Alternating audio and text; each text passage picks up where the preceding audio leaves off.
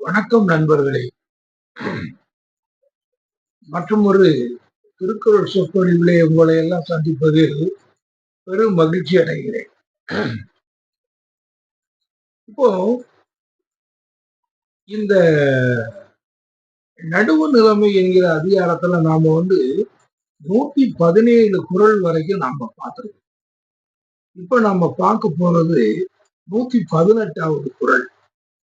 118வது குறள் என்னன்னா, சமன் செய்து சீர்தூக்கும் கோல்வோல்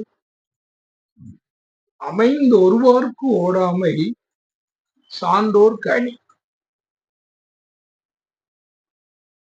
சமன் செய்து சீர்தூக்கும் கோல்வோல் அமைந்தொருவார்க்கு ஓடாமை சான்றோர்க்கு அணி. என்ன சொல்றாங்கன்னா திருவள்ளுவர், நம்ம நம்ம தராசு சீர்தூக்கும் கோல், அந்த கருவி, அதை நம்ம பார்த்தோம்னா அதை ஒரு ஒரு கயிற்றுல கட்டி அதை விட்டுருப்பாங்க. இப்போ நார்மலா நம்ம ஒரு பொருளை வாங்குறதுக்கு முன்னால அதை நம்ம பார்க்கும்போது 2 தட்டுகளுமே சரிசமமா இருக்கும். அந்த அந்த அளவை காமிக்கக்கூடிய அந்த கம்பி அது நடுவுல இருக்கும். இதுதான் சமன் செய்து சீர்தூக்கும் கோல். இத மாதிரி வந்துதான் ஒரு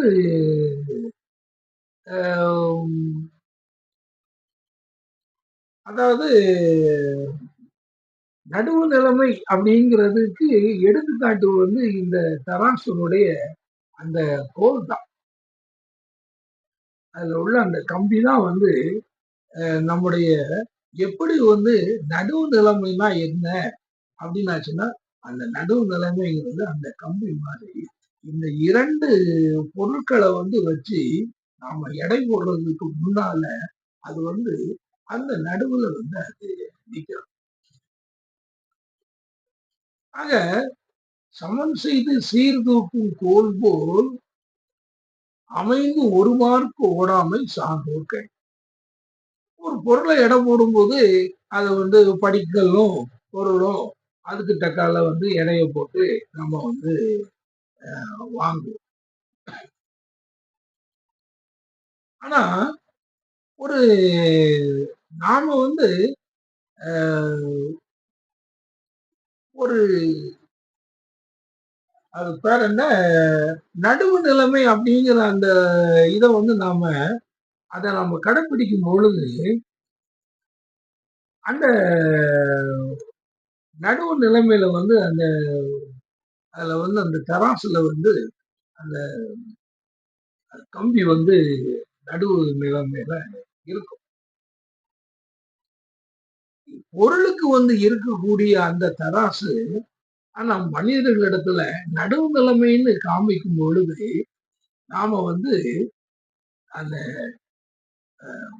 மனிதர்கள் ஒரு நடுவு நிலைமையில உள்ளவர்கள் அந்த தராசனுடைய அந்த கம்பியை போலவே அவங்க என்ன விஷயத்தையும் அந்த நடுநிலையில இருந்துதான் அதை ஆராயணும்.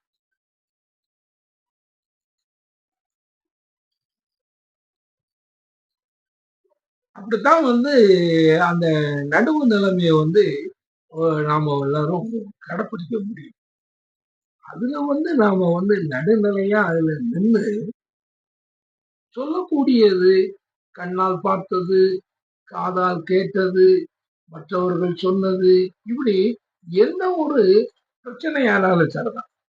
எதுவாக வந்தாலும் நம்மள்ட நமக்கு தெரிந்தது, நம்முடைய மற்றவர்கள் சொல்லுவது, இப்படி எந்த ஒரு பிரச்சனையாக இருந்தாலும் அது நம்முடைய கவனத்துக்கு வரும் பொழுது அந்த நடுநிலையில தான் நாம நின்று அந்த சீர்தூக்கும் கோல் போல் நாம் ஒரு இடத்துக்கு அந்த பக்கமும் இந்த பக்கமும் போகக்கூடாது. அப்படி இருந்து அதுதான் சான்றோருக்கு அணி. இப்படிதான் நாம அந்த ஒரு ஒரு 2 பேருக்கு ஒரு பிரச்சனை, அதுல வந்து ஒரு தகராறு, இப்படி வந்து இந்த மாதிரி ஏதாவது வந்து ஒண்ணு இப்படி வரும் பொழுது, அது வந்து அ ஒரு ஒரு பெரியவர்களிடத்துல வந்து அது எடுத்து சொல்லப்படும். அந்த பெரியவர்கள் தான் வந்து அத வந்து அதுல நடுநிலையில இருந்து அத தீர்த்து வைக்கணும். இதுதான் வந்து இதுதான் வந்து சான்றோர்களுக்கு வந்து ஒரு அணிகலனா. சமீபத்துல நான் வந்து ஓ இந்தியாவுல சமீபத்துல இந்தியாவுல வந்து ஒரு பெரிய அது என்ன நம்ம சொல்றது அப்படின்னாச்சுன்னா, ஒரு பெரிய போராட்டம்.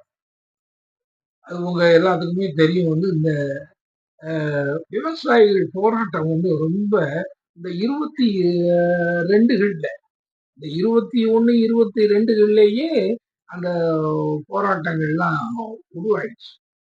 இந்த 19க்கு பிறகு மோடி அவர்கள் 2வது பிரைம் மினிஸ்டராக வந்ததற்கு பின்னால் ஒரு 3 சட்டங்களை ஏற்றிய ஏற்றினார்கள். அதை வந்து வாபஸ் வாங்க வேண்டும் என்று நம்முடைய உழவர்கள் எல்லாம் அதுக்கு வந்து எதிர்ப்பு தெரிவிச்சு இந்தியா பூராவும் ஒரு பெரிய போராட்டம். அந்த போராட்டம் வந்து நடந்துகிட்டு இருக்கும் பொழுது ஒரு ஒருத்தர் வந்து அப்போ வந்து மத்திய அமைச்சரா இருந்தார். அந்த மத்திய அமைச்சருடைய மகன் வந்து அந்த உத்தரப்பிரதேசத்துல வந்து ஒரு பெரிய போராட்டம் வந்து ஒரு இடத்துல வந்து நடந்துகிட்டு இருக்கு. இப்போ இங்க வந்து நம்ம தமிழ்நாட்டுல தூத்துக்குடியில வந்து ஸ்டெர்லைட் போராட்டம் நடக்கும்போது எப்படிப்பட்ட ஒரு கூட்டம் வந்து இருந்துச்சோ அதே மாதிரி உள்ள ஒரு கூட்டம் அங்க இருந்துச்சு. இங்க வந்து போலீஸ் ஹை ஹேண்டட்னஸ் எப்படி இருந்துச்சோ அதே மாதிரி அங்க போலீஸினுடைய ஒரு ஹை ஹேண்டட்னஸ் இல்லாம அந்த மத்திய அமைச்சரா இருக்காரு இல்லையா, அவருடைய சன்னே வந்து ஒரு ஜீப் எடுத்துட்டு வந்து அந்த போராடக்கூடிய அந்த உழவர்கள் அவங்க மத்தியில விட்டு எத்தனையோ ஒரு இறந்து போயிட்டாங்க. இதெல்லாம் வந்து யூபியில நடக்கிறது வந்து ரொம்ப சாதாரணம். நம்ம ஏற்கனவே சொன்ன மாதிரி அங்கெல்லாம் வந்து மக்கள் வந்து மக்களாகவே அங்க வந்து நினைக்கப்படுறதே இல்லை. அவங்கள வந்து அப்படி அவங்க அந்த மக்களை வந்து அவங்க வந்து அந்த மாதிரி நடந்து கொள்றது இல்லை. அந்த மக்களை வந்து அவங்க எப்படி நடத்தணுமோ அப்படி அவங்க நடத்துறதும் இல்லை. இப்படி வந்து ஒரு கொடுமையை வந்து இதை வந்து நம்ம வந்து எங்கேயும் கேட்டறியாதது. இவ்வளவுக்கும் தைரியமா மத்திய அமைச்சரா வந்து அவருடைய அப்பா இருக்காரு, அவருடைய சன் இந்த மாதிரி செய்யறாரு, ஒரு பெயருக்கு வந்து களங்கம் வருமே அப்படிங்கிற மாதிரிலாம் கூட என்னாம அவங்க துணிஞ்சு வந்து காரை கொண்டு அந்த பையன் ஏத்துறாரு. காரை அப்பா வந்து பிடிச்சாங்க, பிடிச்சு போலீஸ்ல ஒப்படைச்சாங்க. இவங்க எல்லாம் வந்து கேஸ் போட்டாங்க, வச்சாங்க, எல்லாம் செய்தாங்க. கடைசியில வந்து அது என்ன ஆகி போச்சுன்னா, அலகாபாத் ஹைகோர்ட்ல வந்து அவருக்கு வந்து உடனடியா ஜாப். அப்போ வந்து இத வந்து அந்த போராட்ட குழு என்ன செய்தாங்கன்னா, அவங்க வந்து மேற்கொண்டு சுப்ரீம் கோர்ட்டுக்கு வந்து அந்த கேஸ கொண்டு போனாங்க.